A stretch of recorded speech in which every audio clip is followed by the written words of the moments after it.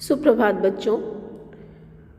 कल मैंने आप लोगों को कन्यादान कविता के पहले 2 अंतरों का भावार्थ समझाया था। अब हम आखिरी जो अंतरा है उसको देखेंगे। माँ ने कहा था, पानी में झांककर अपने चेहरे पे मत रीझना।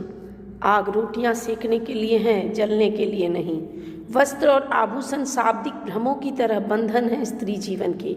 माँ ने कहा, लड़की होना पर लड़की जैसी दिखाई मत देना।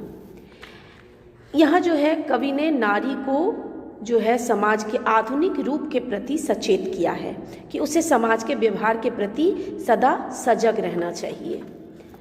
कवि कहता है कि माँ कन्यादान के समय अपनी बेटी को समझाते हुए कहती है, जो परंपरागत आदर्श हैं उससे अलग हट करके माँ जो है समाज में आए परिवर्तनों के आधार पर विवाह के समय अपनी बेटी को शिक्षा देती है, उसे सचेत करती है।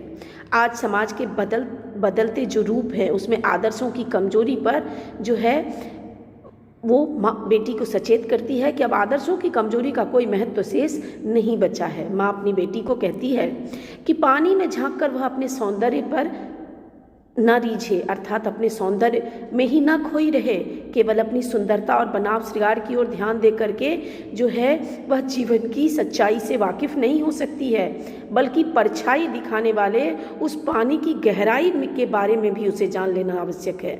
जो पानी परछाई दिखाता है और सुंदरता के प्रति आकर्षित करता है, वह डूबने पर मृत्यु का कारण भी बन सकता है। उससे सावधान रहना। आग के बारे में माँ बेटी को बताती है कि आग केवल रोटियां सेकने के लिए होती हैं, भोजन पकाने के लिए आग है, न कि उसमें जल के मर जाने के लिए।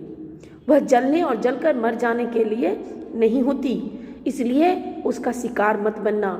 नारी जीवन में जो है जो भ्रम उत्पन्न किए जाते हैं, तरह तरह के वस्त्र और गहने, ये सब भ्रम की तरह हैं। ये शाब्दिक धोखे हैं जो स्त्री को जीवन में बांध देने के लिए प्रयुक्त किए जाते हैं।